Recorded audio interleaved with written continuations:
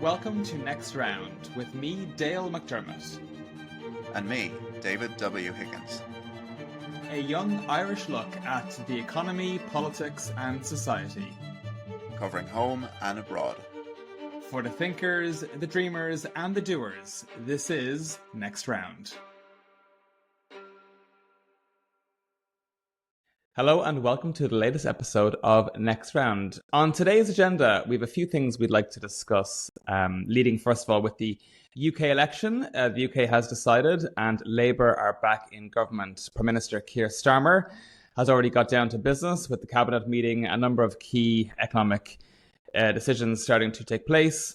And with Keir Starmer now in Washington for the NATO summit, it's all moving forward in the UK, and I think a bit of stability seems to be back in the situation. Also, France has decided as well. The French elections have taken place, the second round since they were announced by French President Emmanuel Macron, and the snap elections have led to a bit of an uncertain result, with the far right rising, though not taking power with an overall majority, as was feared by many analysts on this. So I want to spend a bit of time on that. And also, the summer economic statement is out, and the figures for what the budget parameters are as the coalition faces into its final budget in the coming months, earmarked around October, with an €8.3 billion package and 6.9 billion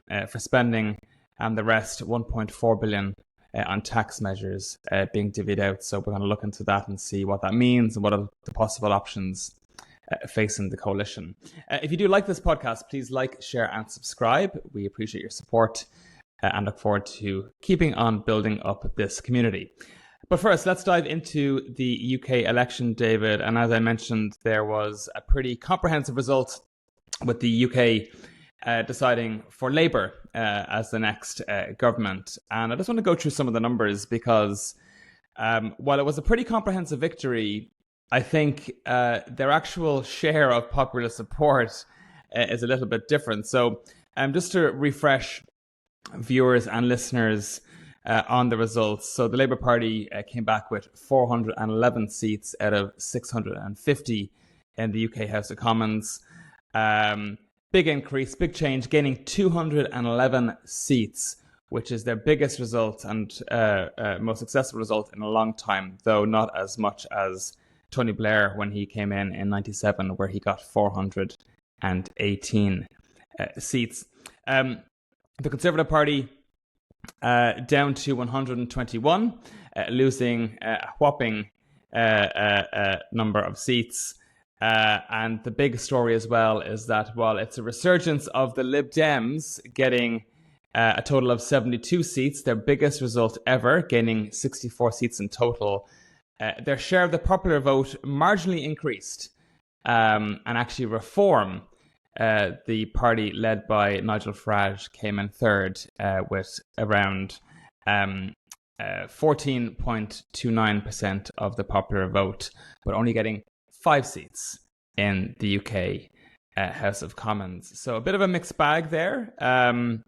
But you've really seen, I think, a pretty decisive result now in the election, because the way their voting system is, David, it's of course first past the post, which is different from the Irish one, which leads to more comprehensive, stable results in these elections, which means that as a percentage share of the seats in Parliament, Labour have a whopping 63%. Go ahead. It's going to mean that yes, you'll have that stability of government. You also get a government straight away within hours. I think that's a remarkable thing about the kind of the coordination of a new UK government. The King just calls the Prime Minister and straight away they go. I mean, Ireland is going to have possibly months of government formation talks after our election. Over in the US, they have just a very long period of time between a new administration taking office. It's right down from the get-go in the UK. You mentioned about the electoral system. It is remarkable that you've had such lopsided percentages and seat results. Like taking the Reform UK example, coming in with 14% but only winning 5 seats is such a I mean, effectively you're getting 1 or 2% of the, or even 3% of the national vote just to elect one MP. So it is incredibly lopsided.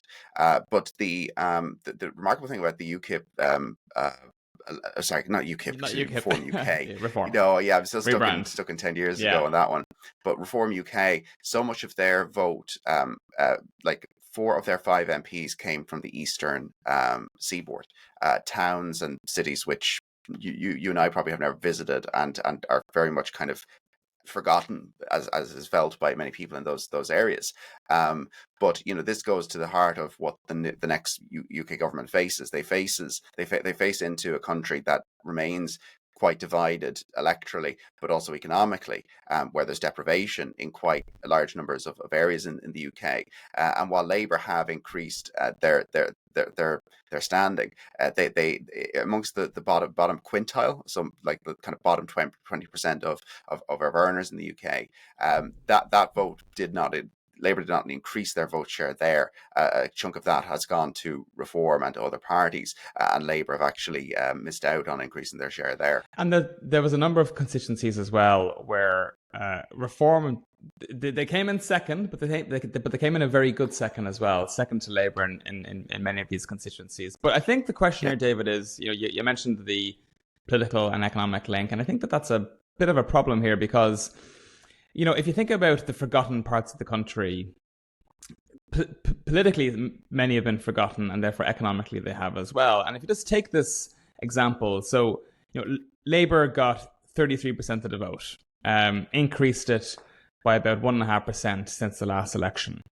They come out with 64% of the seats.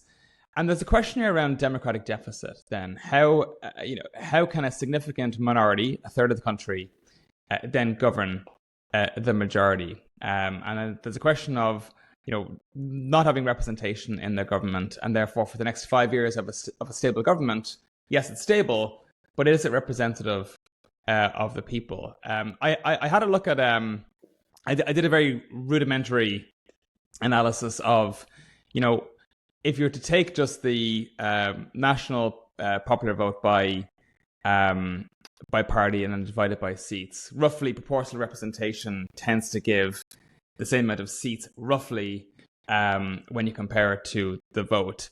And if you look at the parties that would have done well out of it, actually the Conservatives would have saved a number of their seats. Reform would have had definitely concentrated in those sort of areas that you referenced. But the ones who, of course, would not have done as well would have been Labour. And actually, it would have forced a coalition of some kind to have been created. And is that a bad thing? Yes, you referenced the fact that they have a government right away, but is it a government that's actually representative of the people? I don't think so. I think the UK likes their system. They believe that in each constituency, because you get representation for an individual to represent your area, that is most reflective. Now, you go back to the Lib Dems 10 years ago or further back, they wanted to move to alternative vote. So you would have had transfers within a constituency, and that would have maybe led a lot of areas to maybe put a Lib Dem in, because there might have been transfers from others to give it to them instead of to Labour, or Labour might have missed out if Tories and Reform had transferred to each other and elected someone that way. So there are inequities in the system. I mean, I support more proportional systems. So to your question, yes, I would support that. I'm just thinking practically though about how the UK thinks about this. They seem to love first past the post. They see it as being in the same way that we're protective of PRSTV, because it's very much our system, and we voted twice not to adopt first past the post in referendums many decades ago. I think the UK is going to cling on. If they ran another AV or equivalent referendum, I don't think would pass. And actually, this time, where the Liberal Democrats, again to kind of the start of last decade, pushed for this, I don't think the Lib Dems are going to push for it this time, because whilst the Lib Dems do tend to underperform seats versus percent, they were a little more closer aligned this time. And now it's mainly the Reform UK argument. If you're going to bring in an electoral system, it's going to heavily benefit Reform UK and only marginally benefit Lib Dems. So I don't think they're going to go for it. And then the Tories are going to want to stick with it, first past the post, because they know that when their fortunes turn around, it tends to benefit them big. Yeah. So I think the case for changing this just isn't there now. I think politically the case isn't there. But I think, I mean, even I'd go as far to say morally. I mean, if you say that it's, that they tend to love it. I mean, voter turnout is down once again. It was below 60% this time around, again down from the previous election. And then one other thing I've noticed, and again, talking to people in the UK here who are voting, this constant reference to strategic voting. That in their constituency, they want to vote for a certain party, but they can't because they know that it's a, quote, wasted vote. In my view, that's just not really fair. I think no matter what you support, being able to vote for that in a democratic election without it being seen as a wasted vote, I think is pretty important. And I think that then that just compounds further into this whole democratic illegitimacy, which first past the post brings. I would also say as well, just in terms of referencing other countries that use first past the post, I think benchmarking is a good process. There are other people in the world who seem to love first past the post. None other than Belarus being the only kind of European country that believes that first past the post is a good system. Same in Qatar, same in Yemen. So I don't know. I'll get off my soapbox here, but I think it's for me, it's an electoral system of the Dark Ages, and I think is probably going to cause more problems than it's worth as the UK goes forward. But that's yeah. Yeah, I agree with changing it. I just don't think it's on the horizon with the setup that they have right now. I mean, the UK I think likes this idea that they have instant government and kind of a clear result from it. France is a little different in that their parliament can be quite lopsided and mixed, which their result shows. But they have a president, and the presidency is also this idea of a very clear, strong single source of authority. Now, look, Germany puts up with kind of coalition governments, and they also project strength into the world. They're a major world power too. But I think the UK, they associate this as being very much a British thing. And speaking of which, you're right. It has brought stability. There's a clear government, and the cabinet went right to work on Saturday. And so the new Chancellor Rachel Reeves has already been out making some economic statements as well. Prime Minister Keir Starmer is currently in at the NATO summit representing the UK. So lots of activity, lots of stability, and right down to work. Just some things, David, I want to call out. And first of all, if you think about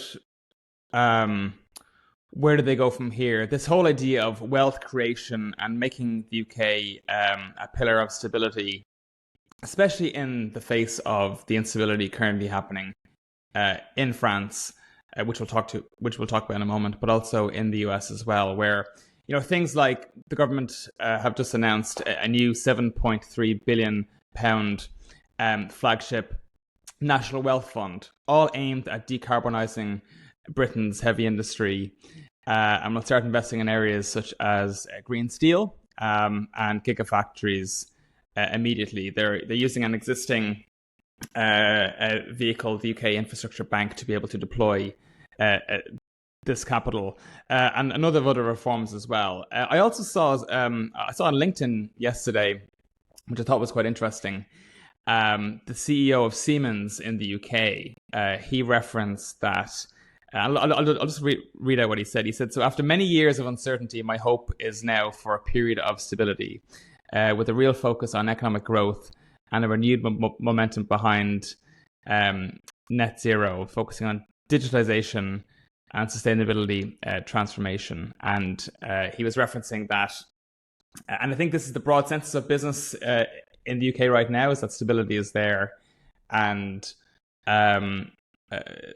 for lack of a better phrase, the adults are back in the room and we have a bit of stability. But there's many challenges now facing the UK. They've had, their lowest rate of investment in the G7 for 24 of the last 30 years. So significantly lower investment coming into the country. They have a sector dominance issue with the services industry significantly growing and dominating the UK economy, with areas like manufacturing, construction, and other services and other industries decreasing. Labour are now focusing on targeting certain newer industries such as life sciences, quantum computing, and artificial intelligence as bedrocks for the state to go after, and focusing on clusters and growth clusters around areas such as Cambridge. But Cambridge is, of course, restricted in its geographical location with a lack of water and transport infrastructure.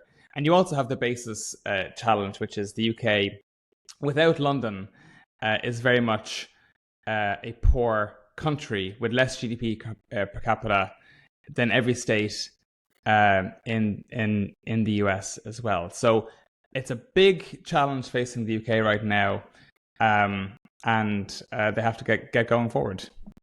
Yeah, the other way I think about this is that the UK runs a large current account deficit, which runs at around, last time I checked, around 4 or 5% of GDP. That means that the UK imports more goods and services than it exports. And what that reflects is a lack of domestic UK industry, which has kind of been a decline over many years, and that they're now reliant on imports from the rest of the world.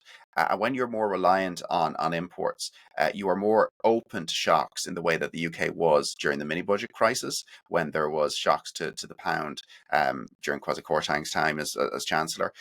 So if Labour is going to come along now and prioritise domestic investment in domestic industries, that probably goes some way, potentially, towards narrowing that current account deficit, maybe making them less reliant on imports from abroad, because they would produce a lot of more innovative things at home, which would then actually leave the UK more protected towards shocks. But of course, the risk as you do that, if you're going to spur higher investment, is you tend to widen your budget deficit. You tend to spend more to get these things going. And then you also are at risk, therefore, of another kind of mini budget issue. Now, I think because this is a new government, there's goodwill behind them. I don't think that's going to be an issue. I mean, so far in the gilt market, there hasn't been movement on this. The expectation has been there for Labour government. Whereas over in France, to compare it, there has been increases in their yields there, and that reflects the riskiness that comes with the uncertainty and very high levels of deficit and debt that France has vis-a-vis the UK. Yeah, and I think to just on that point, there's been no shock in the markets with the fact that the UK has elected Labour to government. That was already priced in. Yes, yeah, widely expected. And actually, Labour had no new policies during the election. It was really just a rehash and a collection of previous policies, pretty much already announced. So there is no shock there. I suppose the question is, David, do we think that they can do it? My sense on the ground here is that there is, and from speaking to people who've lived through this for the last 8 years or so, that there seems to be a renewed sense of optimism for the country, that it feels like, a page has been turned and the UK there's a bit more energy, I suppose, and forward-looking momentum, I think, just in the space of the last week. Now, of course, the government has yet to face its first crisis, which no doubt there will be. And of course, the reality and the proof will be in the budget, which the new Chancellor has to deliver, which of course is going to disappoint many people given the choices and decisions, given the current fiscal framework. But do we think that they can do it? Can they turn the corner? I think if they're going to push into some of those industries you mentioned, the UK will have to become not leaders, but at least outperformers in them. So can they move into more advanced manufacturing and actually do it better than Germany in some areas? Can they do any low end stuff and do it better than China? Can they be in the likes of AI, robotics, and maybe pip Dublin for some of that stuff, or even San Francisco? That remains to be seen. You can put a lot of investment into these things and not get decent return on it. Yeah. Remember that in most of the Western world, we've had growing debt to GDP now for many years. But if you're running up debts, it should actually also increase your GDP. So that ratio, in theory, should remain unchanged. You're investing you're borrowing to invest into the future. And if the UK goes ahead and does this and just ends up with a higher debt pile, then it ain't going to pay off at all. Yeah. So the risks are out there for sure. And the UK, of course, has a big productivity issue as well, which has been nagging at them as well over the last number of years. So, well, look, that's the UK side of things. France has also been to the polls as well. So, the French legislative elections took place in the past few weeks, which followed their traditional two-round system held on June 30th and July 7th.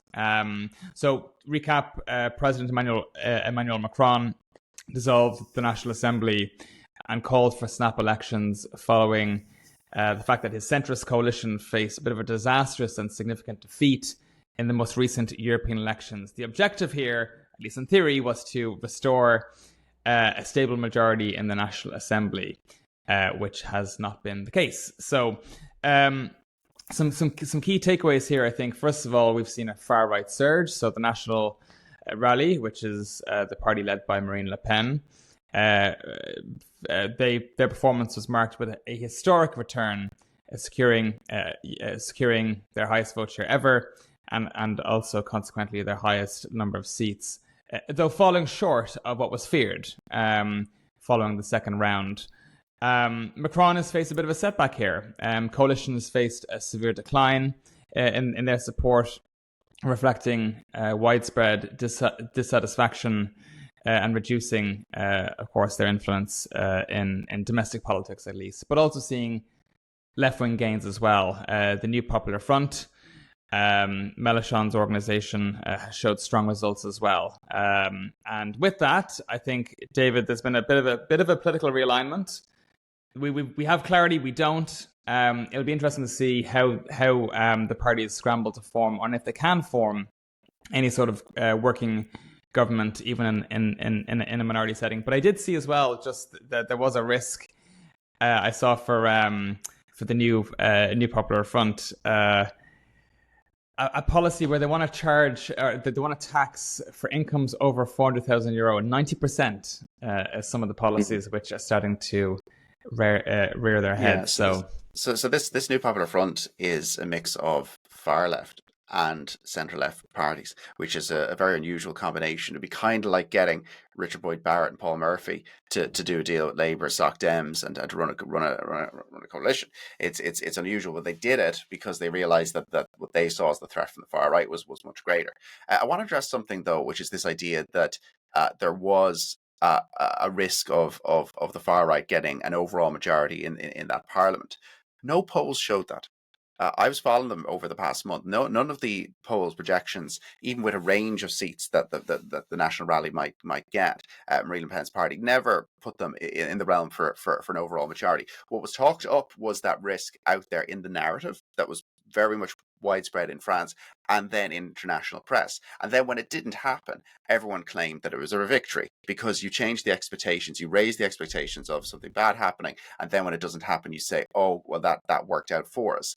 Macron lost this. He lost this terribly. He made a gamble of calling that vote in the expectation that his own party, his own centrists, could well rise up and kind of crush both far left and far right sides. It didn't. The centre got incredibly squeezed, and we now have a kind of this kind of left wing group, but with a heavy far left element to it, and the far right surging their seats in Parliament and just squeezing the centre. There is enough seats in the centre, including the centre-right Republicans and the centre-left Socialists, to form some sort of majority. And crucially, the far left and far right don't have a blocking majority, which is a big thing in the Parliament. If there's a blocking majority where everyone's against you, you just can't get anything done. At least with some people in the centre, even if they don't agree with you on everything, you can get something done. And French presidents can also force legislation through parliaments. But this idea that it was some sort of clever move by Macron that paid off was totally wrong. He is now a lame duck president. He's going to spend the rest of his term to 2027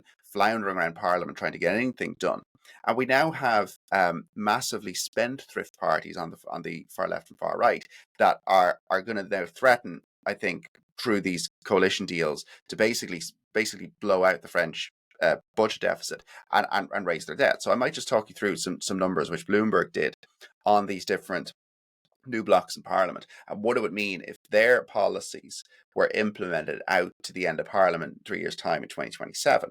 So the current budget deficit, right, as a share of GDP in France is around 4%, or excuse me, by 2027, the baseline says that okay, we might end up at 4% of GDP of a deficit, right? The current government, if they got their way, Macron's centrist, they would have lowered it to 3. Not a huge difference, but they would have lowered it. If the National Rally, Marie Le Pen's group, had gotten all of their demands, that 4 would have gone to 5. We'd be at 5 in 3 years' time, which means you probably consistently are 555. So you're just adding to debt with those deficits. And if the New Popular Front, the left-wing group, if they get all their policies including your 90% tax rate, it'll be up to 6%.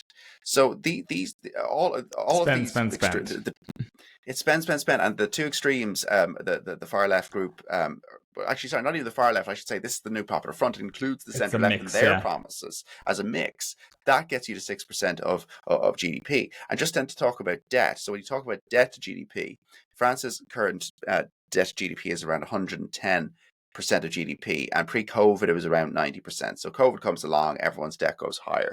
Yeah, but above 100%, that is considered the danger zone for countries. If you're above 100% of GDP, it means that you need a full year of GDP, everything you produce in a year, just to pay back your debts. And the countries that came through this before, Ireland, Portugal, Greece, Spain, the pigs countries, Italy as well, they have learned major lessons on this. You go through that danger zone, you have to end up doing some austerity at some point. I mean, or your economy stagnates. Didn't we have a referendum on this, the fiscal compact, where countries were supposed to keep their debt to GDP ratio down to 60%? Wasn't that right? Yeah, so those rules were brought in. They were kind of reinforced by that Stability Treaty and Stability and Growth Pact. COVID comes along, and the countries, and basically everyone agrees to not abide by the rules, right? We had to just forget those rules because of COVID. But now that we are back in the post-COVID environment, the EU has come along and said, look, these rules do matter now. But instead of that's great. Okay. Yeah, now we're going to try and do it. Yeah. Now we're going to try and get everyone to try and manage their debt and keep their deficits under control. But because everyone now, not everyone, but most countries, including Germany, have deficits or even significant deficits, they've been more lax with the rules. So instead of 3 years to try and get your house in order, they're giving countries 7 years now. Yeah. But also, it's very much about just having to go to Brussels and say, look, here's our plan. So sitting governments across Europe have to write a plan and say, here's how we're going to do it. The enforcement on this, even in the pre-COVID years, was very lax. Some countries would get a fine, but the fine would be €0. It'd be a €0 fine. And now, it's again, we're going to have just slaps on the wrist all around. And it's not, in a way, it doesn't matter. But the big risk here isn't so much that fiscal rules might not be followed. It's that financial markets are going to come along and say, look, why would I buy French debt if your debt to GDP under the New Popular Front is going to be 125%? Mm-hmm. So that's why I said 115% now. And if the New Popular Front, the left-wing group, had their way, by 27, you would be going into that election at 125%, with 10 percentage points more debt on the backs of the average French citizen. So this is a serious problem. This is a kind of a spendthrift parliament, whereby Macron, in order to govern, is going to have to give concessions everywhere, and there's going to be no fiscal discipline. No fiscal discipline, but of course, can he muster together some sort of cooperation with some of the more mainstream parties? Remains to be seen. But of course, all of this is predicated on people believing that people often reference Ireland back in the financial crisis. We were priced out of the bond markets because no one really believed it anymore. Same with the UK on the Corsi Quartang and the Truss 45 days or so of government, which is, how have the markets looked at this, David? Is there any sort of scared reaction to what is happening here?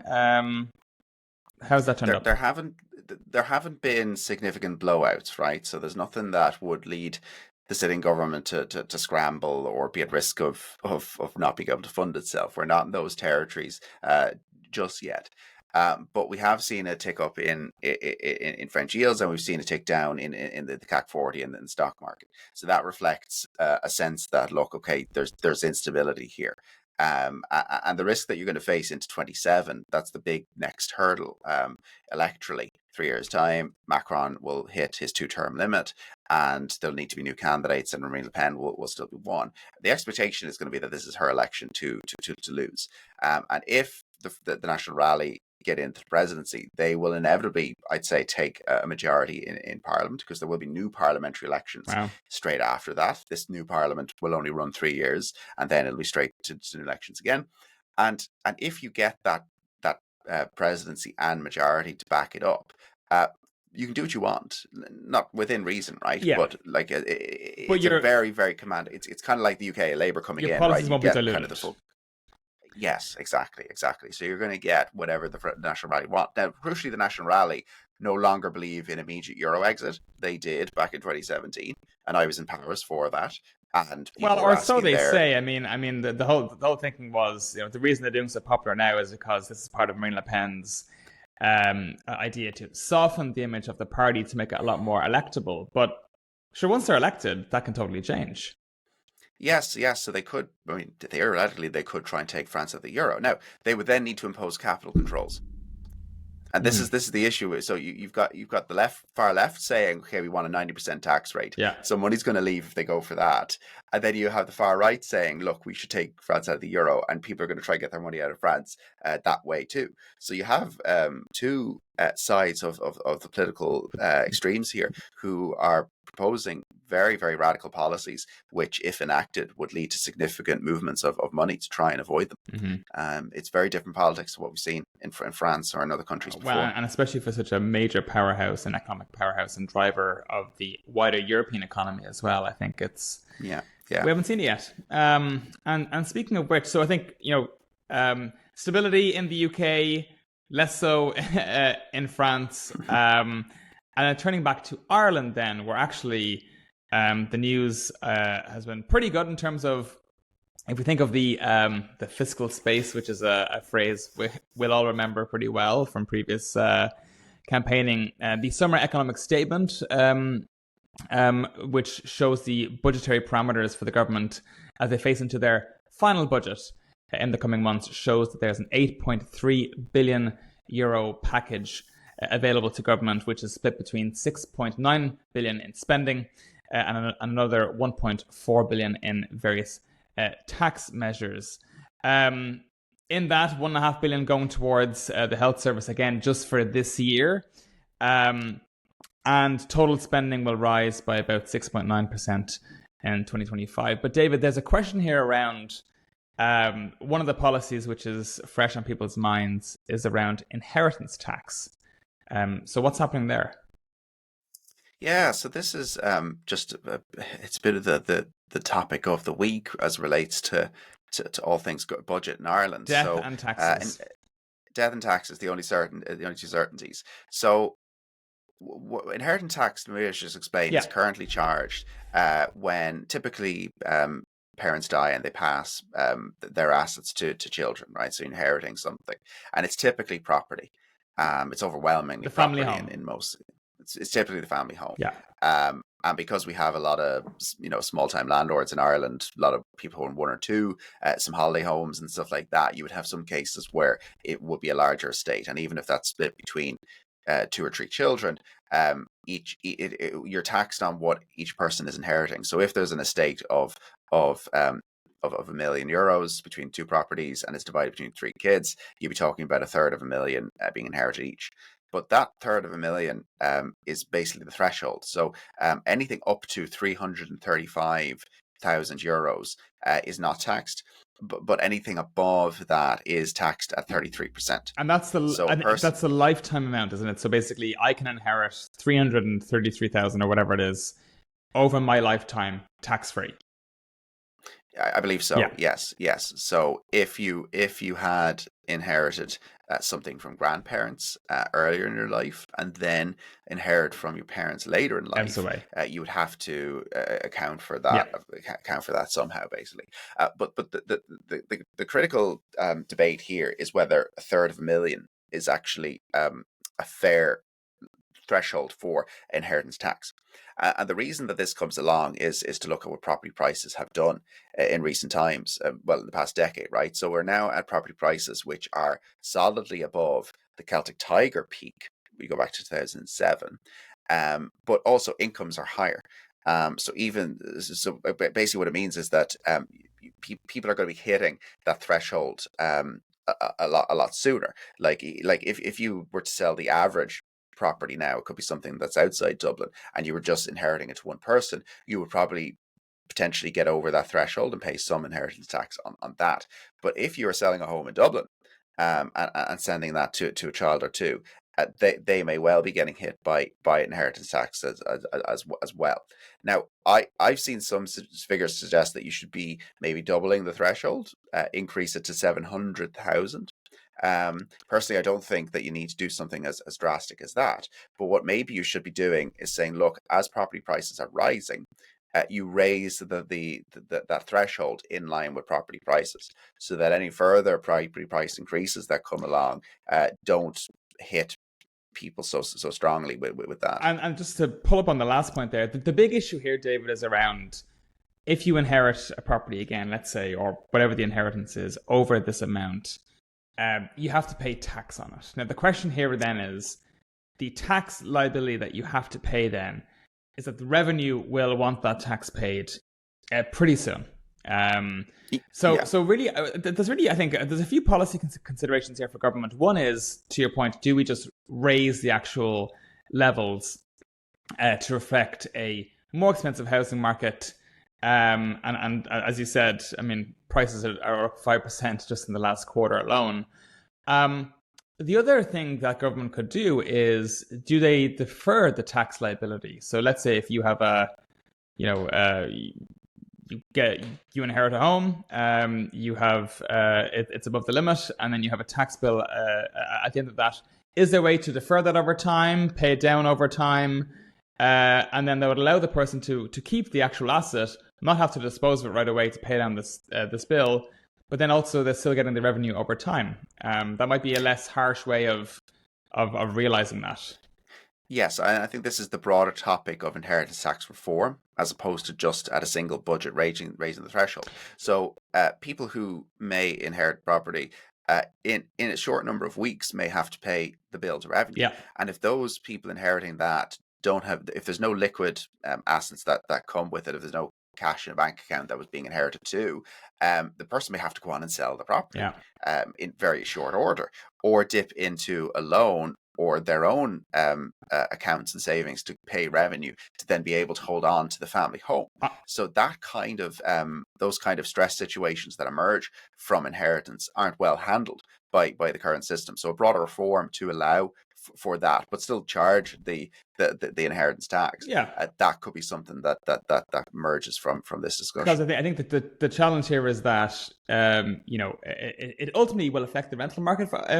I would expect someone inheriting a second home likely might want to keep it and put it onto the rental market. If it goes up for sale right away, it might just be bought and then used as a primary residence. But I think of this problem similar to, if you recall, when the government introduced the infamous property tax, there was the question around, for older people who, let's say, had a very asset-rich property in the leafy South Dublin suburbs, but were cash poor and didn't have the ability then to pay this annual property tax that was based on the property value at the time. There was a mechanism introduced by Revenue, if I'm not mistaken, where they actually could just defer the tax, and then I think if it was on disposal or on inheritance, then that would just come off or be added on to the inherited amount. So my point here is that there are mechanisms for Revenue to still maintain the revenue that it wants to get from taxing it, but just when is it actually realized? I think that's the real question, and how fair is it versus how unfair it is. Yeah, you could have a system, as you mentioned there, where Revenue would almost, or the government also have an equity stake in the inherited property to cover the value of the tax that's owed. And that might actually give the state a reason to then get even more money out of inheritance tax in 5 years, 10 years' time if the property is sold on. as opposed to paying the tax straight away. Like, it would give people an incentive to pay the tax now, because you wouldn't want revenue or the government taking a share in your property if you sell it in 5 years' time. But to be able to at least have that deferral option, even for a year or two, while you get the money together to pay revenue off, that could be a way of going about it as well. Yeah, exactly. There's many different options here. Lots of options, but I think it's a big problem. I know that the whole question here around what will Labour do in the UK on inheritance tax is another debate, which is there's plenty of headlines from the Telegraph about this that I come across. Well, they're trying to find Labour will grab this, Labour will grab that. So yeah, there was a story of a couple who say that they're moving, like, halfway across the world to Australia avoid the Labour government. There's a Labour government in Australia. They're there. So be careful you wish for. Yeah, it's, and of course the other thing just on the summer economic statement is the question around the budget, and it will happen a week earlier this year. I saw from recent reports. So I think October 1st will be the date. Government says that this is due to European meetings which are taking place, and they need to adjust accordingly. The others might say that this is the government preparing for a general election. So, David, what do you think? Well, is this a situation where they'll announce the budget then go right away, or will the budget even happen? I think they will. They've announced the parameters, so they'll probably go ahead with it. It's a spend-heavy budget package once again, but it's in line with what the demands out there are for, which is more health spending, more housing spending, investment, and all that. There isn't a clamour for tax cuts, so we just don't see it. That's why the inheritance tax debate is probably not going to go too far if there's any progress on it. But an election seems very likely now. My metric for this is the 5 by-elections, which we had flagged come the European elections, when a lot of people took seats. There's been no talk. I've seen nobody talk about who the next candidates in those 5 constituencies are. That's the sign. That's the sign that there isn't going to be by-elections. The parties aren't prepared for them. They expect that it's just going to be straight into a general election, so they're not lining up specific by-election candidates, or at least haven't seen talk of it. So by that alone, I expect that we are heading straight into a general election after the budget. They're going to say we're running full term. They're going to keep saying that, but running those 5 elections is just a waste of money. Yeah. So just run the whole general election. Yeah, absolutely. Game on. Okay. Well, with that, I think we have reached our time. So again, thanks everyone for watching and listening. If you did like this podcast, please like, share, and subscribe to us on our YouTube channel, and also all available podcast platforms as well. So once again, thank you for listening, and have a great week ahead.